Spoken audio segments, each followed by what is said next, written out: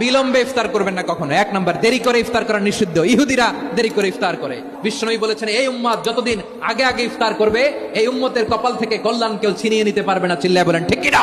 আজানের জন্য বসে থাকবেন না, সময় দেখবেন। স্থানীয় সময় যখন সূর্যাস্ত হওয়া মাত্রই বিসমিল্লাহ, খেজুর খেয়ে ফেলবো।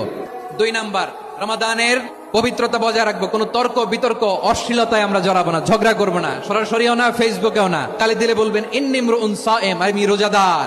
ব্যাড হ্যাবিট থাকলে রমাদানে এটা ছাড়ার মহা সুযোগ। স্মোকিং এর অভ্যাস আছে অনেকের, ঠিক কিনা? করবেন না কেউ। যদি কারো থাকে, কে করে হাত তোলালাম না আমি। এই রমাদানে এই স্মোকিং হ্যাবিট থেকে আমরা বেরিয়ে আসবো, ঠিক কিনা বলেন? 3 নাম্বার, আমরা মিথ্যা বলবো না।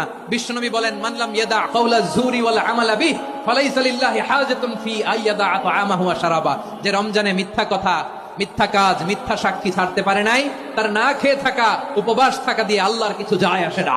4 নাম্বার, অপচয় করব না। অপচয়কারী শয়তানের ভাই। আচ্ছা, যে শয়তানের ভাই ও নিজেও আরেকটা কি? শয়তান। যে শয়তানের ভাই ও নিজেও আরেকটা কি? অপচয় করবো না। ইফতারি করতে যে আমরা অনেকে অপচয় করি, এগুলো করবেন আপনারা না। অপচয় অপব্যয় করবো না। 5 নম্বরে, রিয়া, লোক দেখানো ইবাদত আমরা করব।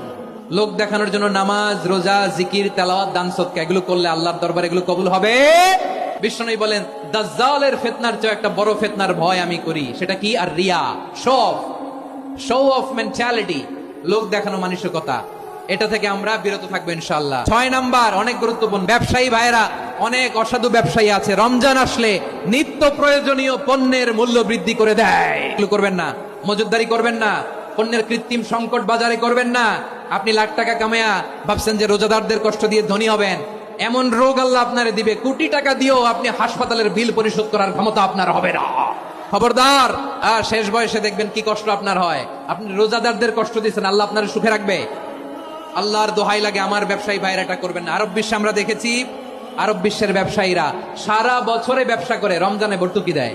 আর আমার দেশের কিছু অসাধু ব্যবসায়ী রমজানে গলাকাটা ব্যবসা করে আর সারা বছর সেইটার উপর দিয়ে চলে। চিল্লায় বলেন ঠিক কিনা? করবেন না, এটা করবেন না। নিত্য প্রয়োজনীয় পণ্যের মূল্য বৃদ্ধি করা হারাম, পণ্যের কৃত্রিম সংকট তৈরি করা হারাম, মজুদদারি করা হারাম, রোজাদারদেরকে কষ্ট দেয়া হারাম। এটা করবেন না। 7 নম্বরে সর্বশেষ কথা, অধীনস্থ যারা আছে তাদের কাজের চাপ আপনারা কমিয়ে দিবেন। কাজের লোক, ফ্যাক্টরির ওয়ার্কার, স্টাফ, তাদের প্রতি যদি রহম করেন, আপনার উপর রহম করবে কে?